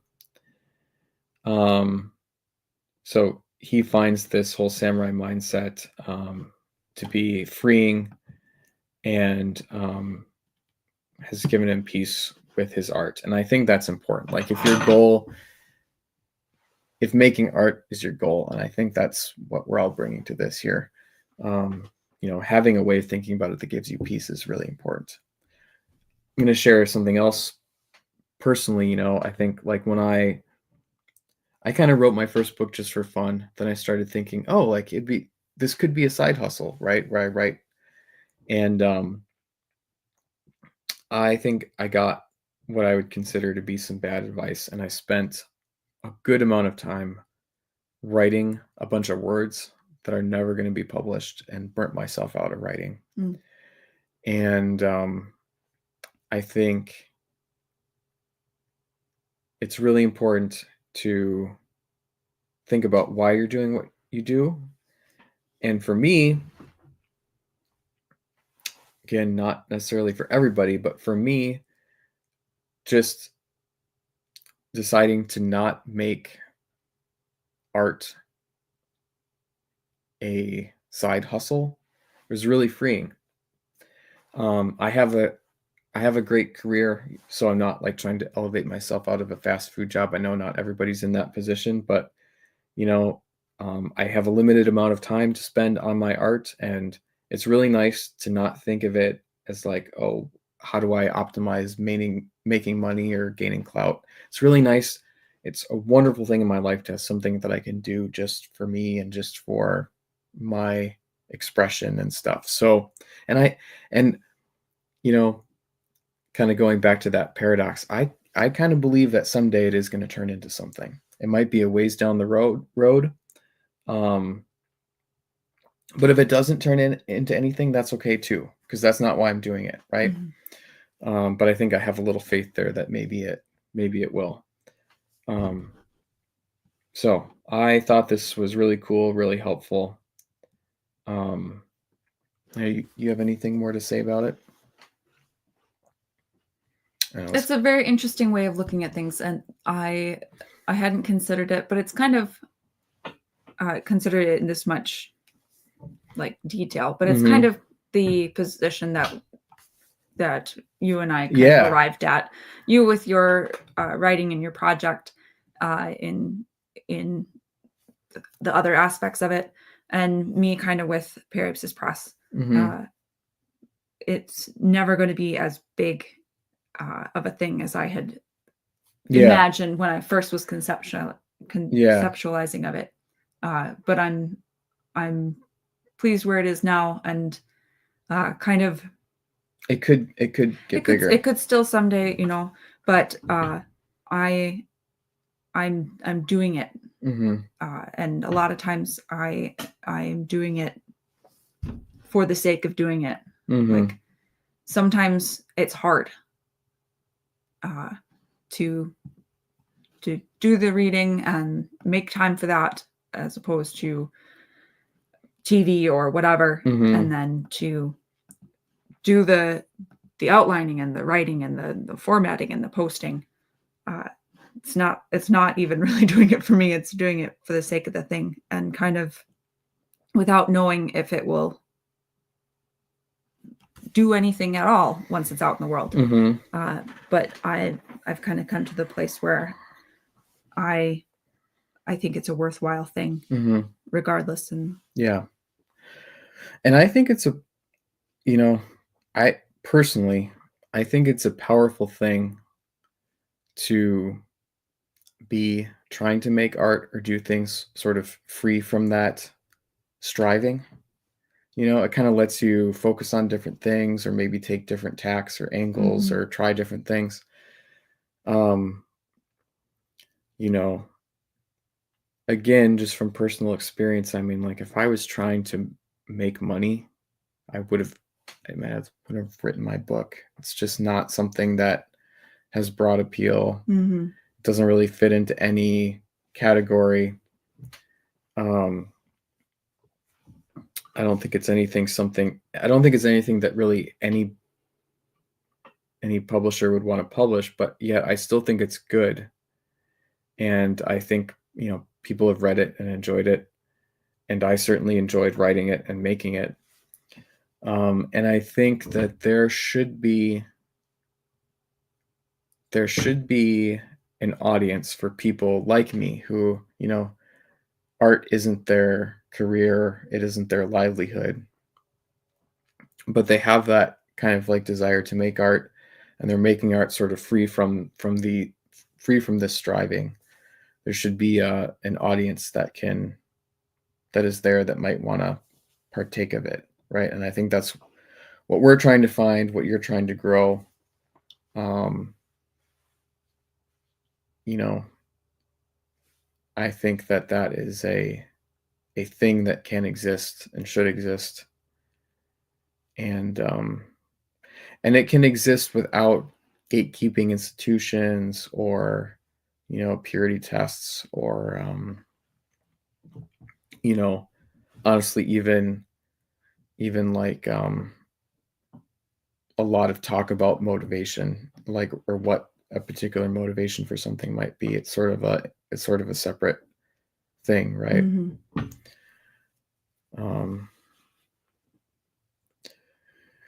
Yeah, it's an interesting thing. Fly Fox Pro says, Yeah. my Calvinist noir detective novel will sell 1 million Yeah, copies. it definitely will.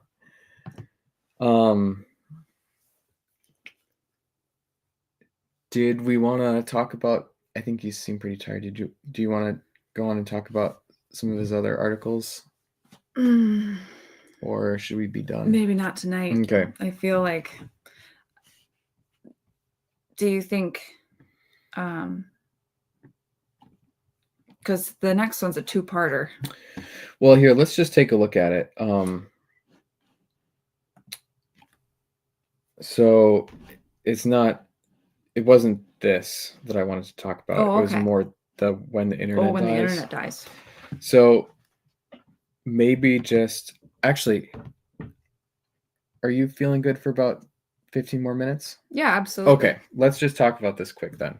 All right. So, because keep going, it kind of gets some into like what we think the solution is. Mm-hmm. Because I think Penguins provided a great framework for kind of wrestling with this paradox of what motivations should be, set it up against Jung's institution building, gatekeeping, dance for me. I see what you mean here. Yeah. Tweet. And I think I think he's got some neat practical advice, but I think I diverge a little bit from him here. So this is sort of connected. Yeah, it's definitely connected.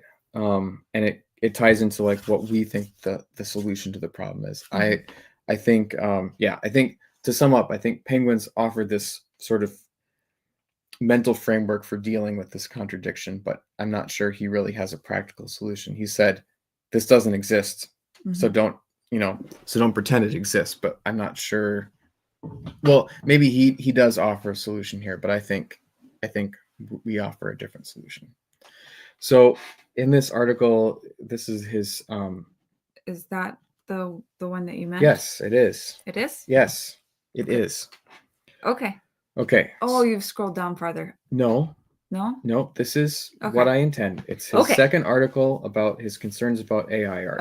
Okay, because his advice for artists in the age of AI, or whatever it's called, is saying what's the solution to the problem that he describes here.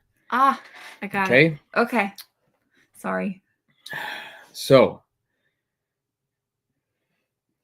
he has concerns about AI art, right? This is great. Some people don't have concerns about AI art, and I don't like those people. His main concern in this article is that AI art is going to basically destroy the internet, because now we're in this mode of like questioning whether people actually made things. And he specifically talks about image generators and like fan fiction and fan art. I don't and specifically, like, he kind of has this nightmare scenario where AI slop just completely, utterly outpaces the ability of humans to create stuff, so that like fandoms are just flooded with AI content. And then just says, he kind of says,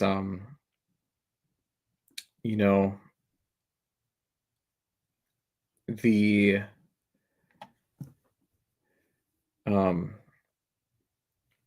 that it's just basically, his thing is like real art is going to get lost in the noise of AI. Um, and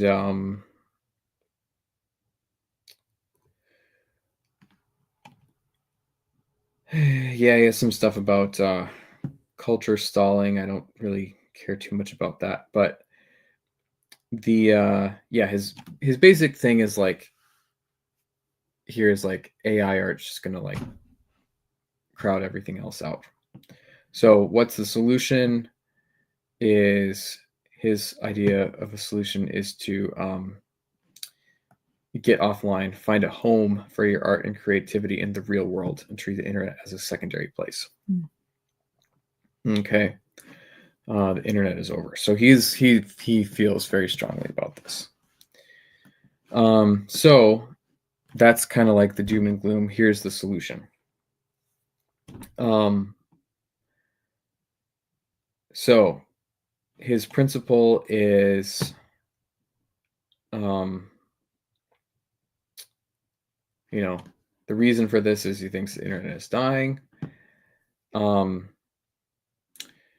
He hopefully says that, you got to like find your people, and that you got to target your, promotion of your art in the real world to the right people. And he gives some examples. So like, if you're a writer or poet, submit your work to local magazines, start a magazine, local markets, writing workshops, drop leaflets, kind of find a local art scene. Musicians and bands. This one is especially interesting for me because I'm a musician too, and I do play with people and gig and stuff in public. Different ideas of venues for different things. And then, some benefits that come from this is that, you like can make friends in real life. Mm-hmm. And he sort of poses this scenario, like when you share art online nowadays, like people are going to argue with you about like whether you created it with AI. Whereas like in real life, you have like communities of people who can like vouch for your character. So it's a little bit friendlier scenario. Sure. Okay. So, just real quick. Yeah. Anne says, because as bad as fan art can be, it's the final stretch of the creative muscle for a lot of people. Yeah. That's true. Yep. And she liked the end of the last article. She felt that it came to an excellent conclusion. And she confesses to being a weeb. Yeah. So it appealed to her. Yeah. Yeah, it's a good article, and it goes into a lot more detail than I kind of skimmed over it. But so I think what I want to say about this is that I think that it is definitely a good idea to try to find people in real life to do art and stuff with. Mm-hmm. And these things that he suggests are good. It's a really, really cool thing when you can find people in real life that you are like on the same page about art with. I don't really have too much of experience with that for my writing and visual art projects, but I do have that. I have had that experience with music, and it's a really great and wonderful feeling. And I have a lot of friends and acquaintances that I've met through doing music. However, I will say this. I think that Penguin is definitely a little doom and gloom about this. I think that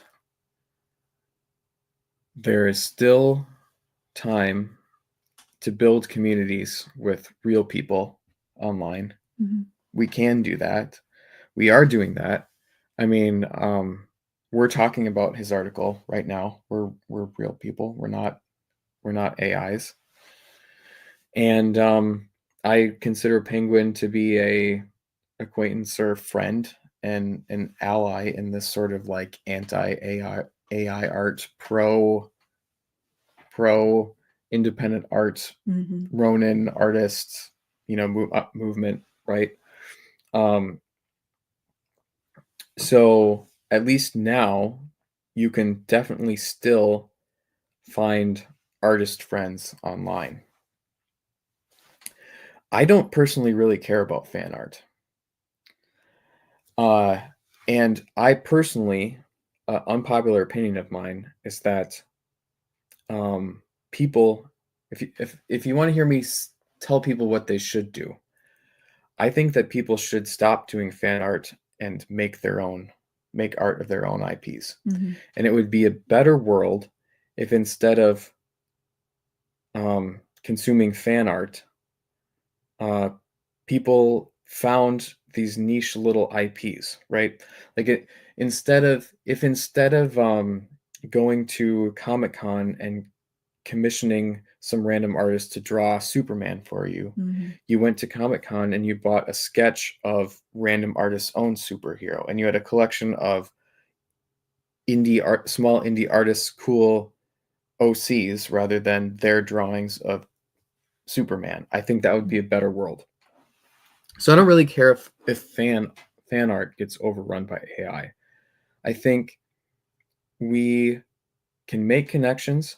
Some of the stuff that he talks about being done in real life where people vouch for each other, that they're not AI, I think that can be done online. I think we're quite far away from AI being able to convincingly take over all of a person's online activities.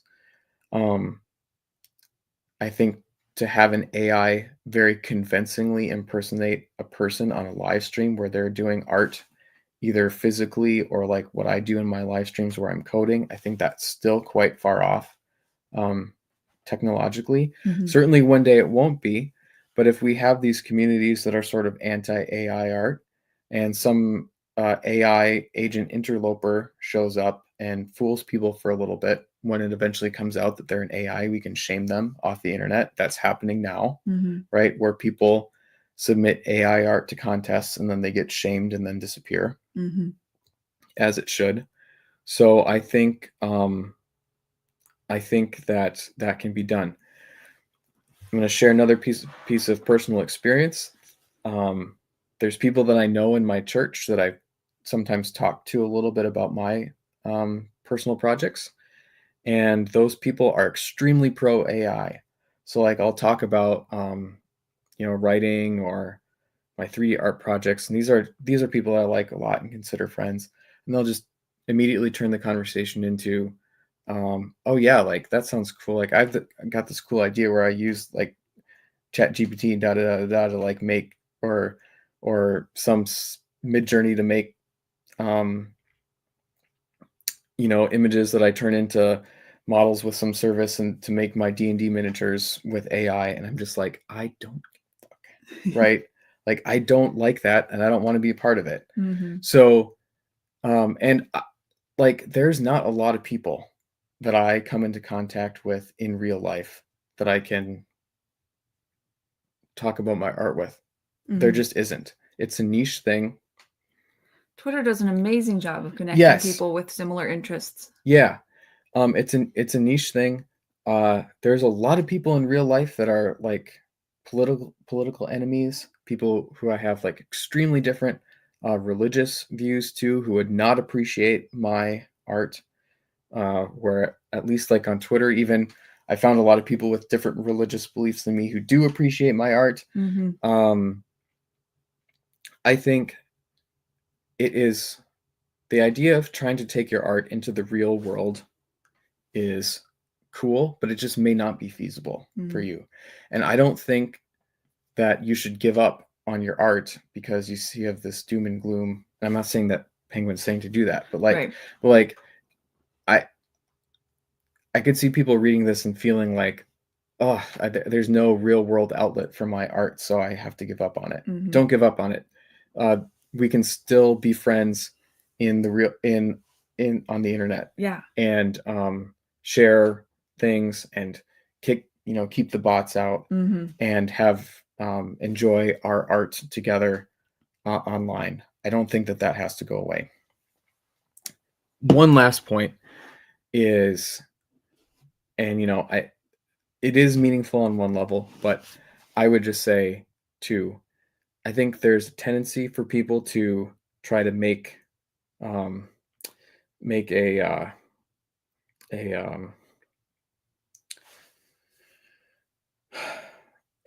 polarization or division between online and the real world, and especially in the context of like saying, "Oh, I'm seeing the internet getting taken over by AI." Like that makes sense. Like if the internet was completely AI, that would be very not real. Mm-hmm.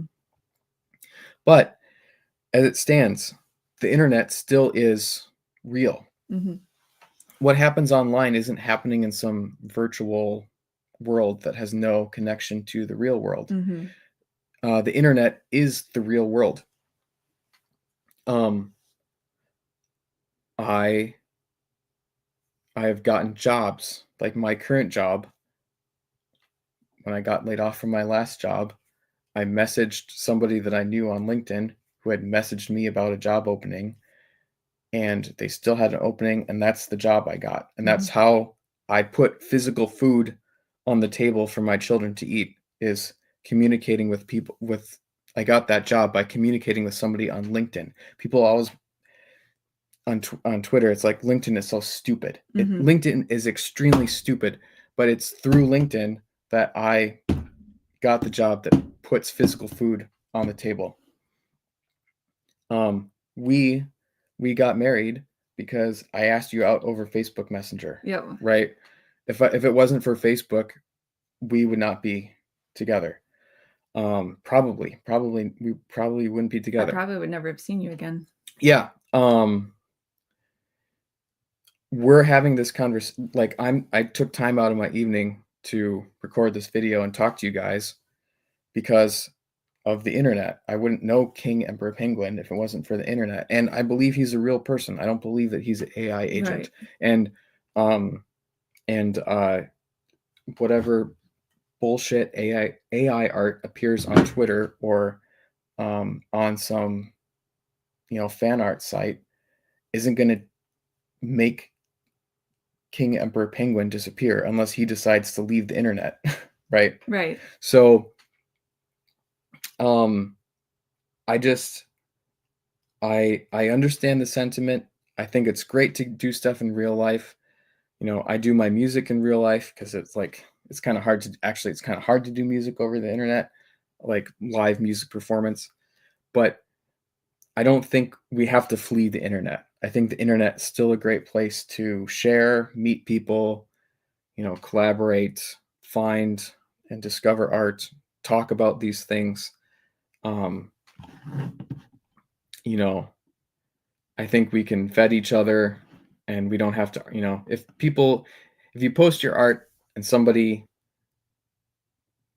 starts arguing with you about whether or not you made it with AI, just block them.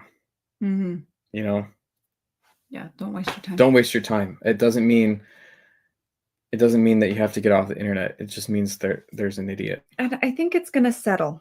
Yeah. Right? Like when ebooks were introduced and everyone was like, it's the death of the paperback. And it's like, no, it upset certain aspects of the market, and things settle, right? The things now have their own unique role, and AI is a fad right now. And people who are flooding the internet with AI art are doing it for a specific purpose. And that's going to settle. Yeah. Right? It's not going to continue to spiral out of control. Or even if it does become mainstream, I mean, we're operating right now out of the mainstream, right? Like we're already niche. Right, we're already niche. Let's say half of our little crowd now gets taken over by AI. Well, there's still half left. Like Star Wars got eaten up by Disney, right? Well, there's still people who like not Disney Wars. Like X gets not X the platform, but whatever thing gets eaten up by AI. Well, there's still going to be a group of people who don't want it to be AI. Yeah.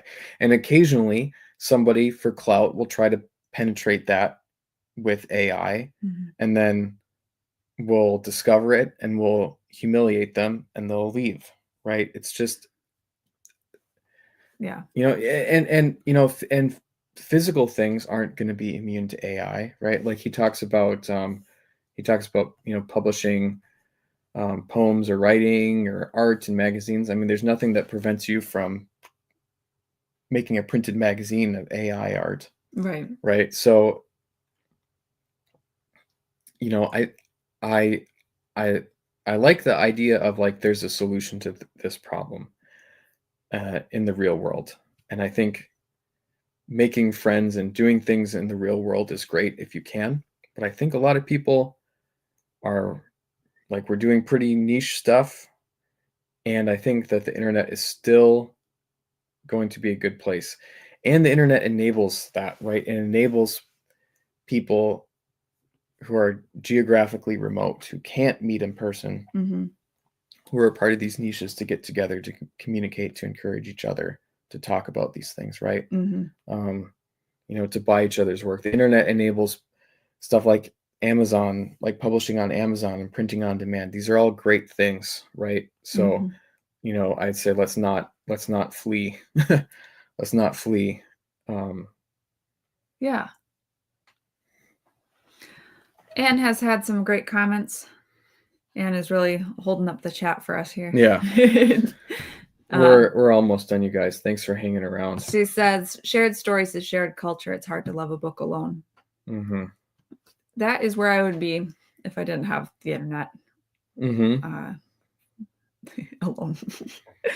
And not because I don't have friends who don't enjoy this kind of thing. Hannah, who you guys have met, she's been in some of our book clubs, is in real life friend, and we're able to talk about stuff. But I have definitely read stuff that she hasn't, and she just finished After Moses, and it was so much fun talking to her about it. But right, like I have tons and tons of books that I've read that I'm not able to discuss with her, except on a very like, this is what this book was about, and oh, that's cool, right, kind of level. Anne says, to be fair, when you do fan fiction, there's a tendency to make it your own, divorced from the real story, and there are pockets of the internet where that parallel story eclipses the real one. And she also says AI eats itself as well. Yeah. Hey, Free Narnian, stop by late. That was a great message of encouragement, David. Good. Anne says, if the robots get me, my love to you all. Free Narnian says, if it weren't for online spaces, I would have no one to share niche interests with. It's just the way of it for me. Yep. I think, there's definitely some problems that the internet has caused, but I think the ability to find people who share uncommon opinions with is truly great. And I think it's that circumvents a lot of these things, like it sort of means they're, like why were there publishers? Well, there were publishers because you needed to, it's hard to print a book. So you need to print 1,000 of the book. So how do you decide which book you're going to print 1,000 of? With print on demand, that's not a thing anymore. With publishing blog posts or ebooks or whatever, that's not a thing anymore. Yep. Is there still value to publishers? Yeah, but it's not like it doesn't have to be this like gatekeeping institution. The cream can rise to the top. People even complain about social media algorithms, but I think algorithms do some positive things, right? They help you find people who are actually skilled at communicating, and they let algorithms let the cream rise to the top. Like without algorithms, it would just be a lot of noise. Right. Um, you can subvert or circumvent algorithms with word of mouth. So use word of mouth on the internet, right? It Mhm. doesn't have to just be an in-person thing. Yeah. Advocate for, review, promote things that you like. Um, Mhm. support the creators that you like. Yeah. It doesn't And don't need institutions to do this. don't promote stuff sight unseen, right? Yeah. If you're going to say, "Hey, so and so's got a new book out," or whatever, Mm-hmm. have some sort of sense that they are a reliable person, Yeah. right? Uh, it's going to be super embarrassing for a lot of people who do this sort of tweet and retweet when they promote a Yeah. book that they haven't read and it turns out that there's an Yeah. AI prompt right there, right? Well, you want to talk about a dead internet run by AI, or flooded with AI. How about a dead internet that's just people promoting things that they haven't read? Right. I mean, that, like, you want to talk about devaluing things. It's like, if you are using your voice and your platform to just randomly scattershot things, I mean, you're no better, right? Mhm. Yeah. um, you can apply this sort of, um, this paradox of, like, giving up while still doing it to social media, right? It's like, you might not have the followers or the audience that you want, but still tweet like it counts, right? Yeah. Don't just promote random crap. Mhm. Um, use your voice, like, what you say matters, and, like, people are paying attention to what you say, Yeah. right? Because probably some people are, you Mhm. know, maybe it's just a few. But if we want things to be better, then we have to treat it like it means something. Right. And I really do think that AI is going to settle into specific use cases. Hmm. People act like, oh, no one's going to care. Uh, readers aren't going to care if they can't tell if it's a good book or whatever. They are going to care if you ask them to give you money for it. Hmm. Because if you can create a book via AI, Hmm. then that reader can do the same thing. Right. And you can talk about crafting your Hmm. prompts or whatever. It's only going to the UI is only going to get better, right? Yeah. So, Well, it's only going to get better, and AI existing doesn't change the fact that a human can still do it, right. right? So that's the other thing, is there's this kind of, like, fear mongering from pro AI people, where it's like, oh, you're going to get left behind if you can't use the tool. Well, here's the great thing about hobbyist art. It doesn't matter whether I can, it doesn't matter how fast I can churn out books using AI Right. to accelerate the process if I'm not doing it for money. Mhm. You know, AI being able to write a great book doesn't change the fact that I can write a great book, and I can write a great book again. Mhm. And there are going to be people who want that and prefer that. Yep. So, maybe it's a vanishingly small number of people. Everybody actually does go down this AI rabbit hole. Um, then we'll use the internet to find people. Maybe everybody, like for me, I sometimes feel like everybody I know in real life who would be sort of interested in my art are very pro AI. Mhm. So, well, we'll use the internet to find the people that are interested in real human art. Yeah. Yep. It kind of makes sense that fan art has been flooded with AI cuz people want to see the characters that they know in situations that they can put them in. That's something that King Emperor Penguin talks about, actually, is like, that an AI. He has some ideas about an AI sort of dark age, and that like old properties will just remain popular because they're like what people know. Mhm. You know, when AI slop can create all, you know, you can just create all this random stuff. It's like people are going to latch on to those characters and things that they already know, which I think we already see happening, right? Right. I mean, but that's kind of been the way it is for a long time. Mm-hmm. I mean, that's why the old IPs aren't allowed to die and have to be Mm-hmm. hashed and rehashed. That's Mm-hmm. even before AI was anything more than a sci-fi thing. Mm-hmm. I don't know. Yeah. Free Narnian says, if I ever create any art, I can't imagine there would be very many people not part of the stream that would be interested in it. I'm interested in it. Yeah. For sure. Send it my way.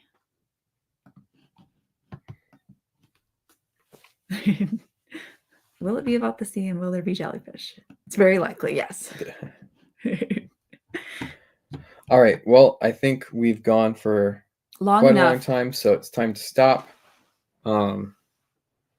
Thanks everyone for watching, and thanks again to King Emperor Penguin for writing such thoughtful articles about this stuff. I really appreciate his viewpoint, even when we disagree a little bit. And it really, his stuff really makes me think about why I do what I do, and it's a good foil sometimes for my own rationalization. But I was so pleased to read about his samurai artist or Ronin artist analogy, because I think that really lines up with how I feel about things. Yeah. It was a very well thought out response to sort of an argument about motivations that I feel like is a little bit weak at best and is a little bit devious at worst. So yes. Yeah, it was a good discussion. Thank you for joining me. All right, well, have a good night, everybody. Yeah, have a great night. Like, subscribe, comment.